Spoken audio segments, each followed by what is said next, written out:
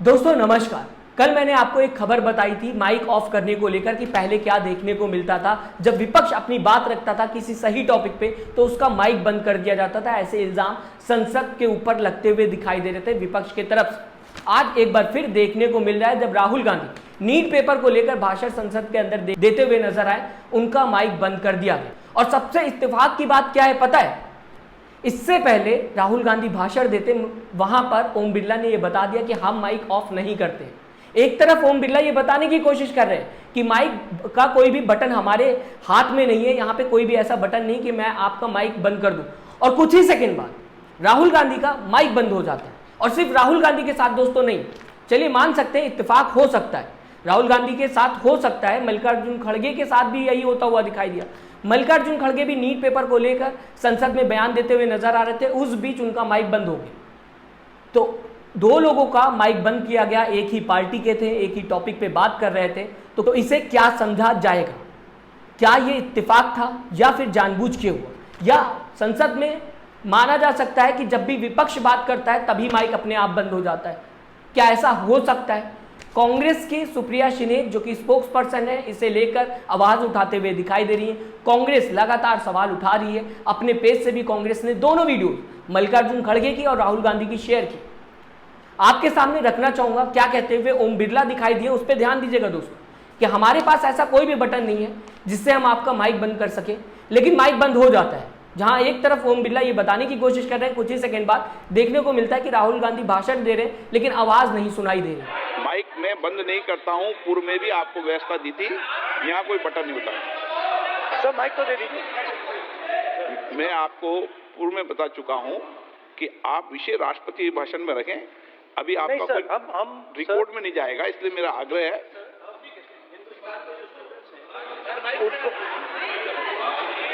हिंदुस्तान के जो स्टूडेंट्स हैं उनको हम जॉइंट मैसेज देना चाहते थे। हाँ दें, आप सुनिए जॉइंट मैसेज देना चाहते थे ऑपोजिशन और सरकार के साइड से कि इस मुद्दे को हम जरूरी मानते हैं और इसीलिए हमने सोचा था कि आज स्टूडेंट्स की रिस्पेक्ट करने के लिए हम नीट पर डिस्कशन करें।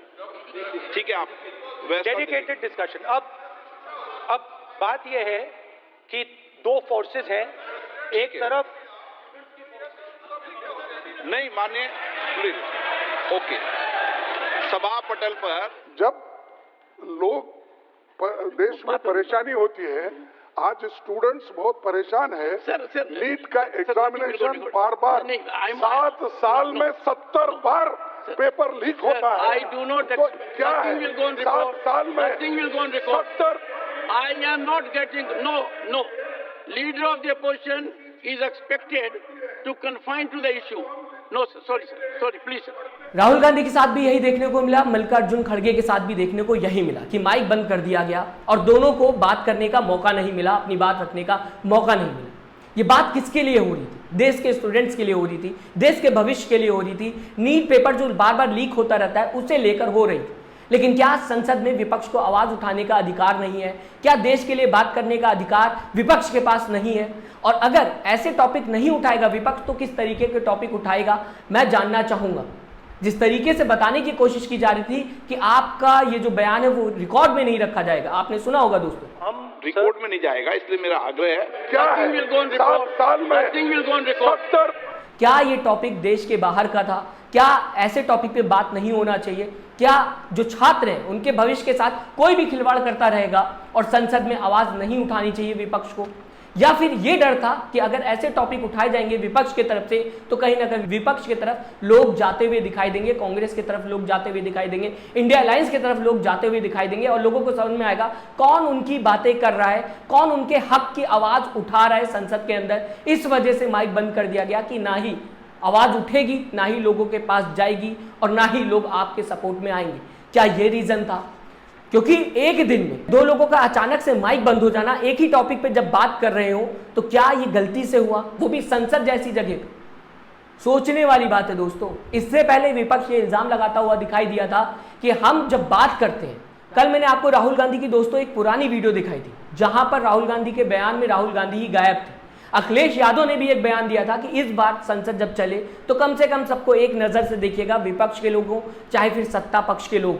कल मैंने आपको खबर भी बताई किस तरीके से भेदभाव देखने को मिलता था। अगर सत्ता पक्ष के लोग कुछ भी करते थे तो उन्हें खुली छूट मिल गई थी, लेकिन अगर विपक्ष के लोग आवाज भी उठाते थे तो सस्पेंशन देखने को मिलता था। एक साथ 142 सांसदों को निलंबित कर दिया गया था क्योंकि वो संसद में हुई सुरक्षा चूक को लेकर आवाज उठा रहे, और साथ ही साथ कैमरा हटाने को लेकर भी इल्जाम लगा, माइक बंद करने को लेकर भी पहले इल्जाम लग चुका है। तो क्या ये मान लिया जाए पुराने तरीके से संसद फिर चलते हुए दिखाई देगी? इंडिया लाइंस एक तरफ मजबूत होते हुए इस बार दिखाई दी, लेकिन हाल संसद का वही है। विपक्ष बात करता है तो अपने आप माइक बंद हो जाता है, कैमरा अपने आप हट जाता है। क्या इस तरीके से संसद चलना सही है? क्या देश की आवाज ये नहीं है? क्या नीट पेपर को लेकर बात करना गलत है? क्या नीट पेपर को लेकर बात विपक्ष नहीं कर सकता? मैं चाहूंगा अपनी राय दोस्तों जरूर दीजिएगा, बताइएगा आप किस तरीके से देखते हैं जब विपक्ष का माइक बंद कर दिया जाता है। राहुल गांधी कहते रहते हैं लेकिन किसी को उनकी आवाज तक नहीं सुनाई देती।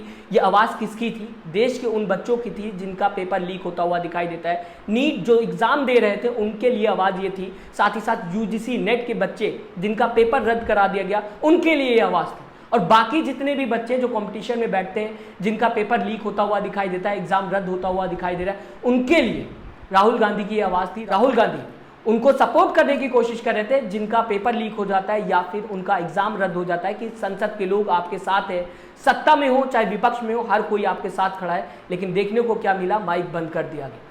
अपनी राय जरूर दीजिएगा, मैं बताइएगा आप किस तरीके से इस माइक ऑफ करने की खबर को देखते हैं। साथ ही साथ दोस्तों चैनल को सब्सक्राइब और वीडियो को लाइक करना ना भूलिएगा। अपना दोस्तों ख्याल रखिएगा। नमस्कार।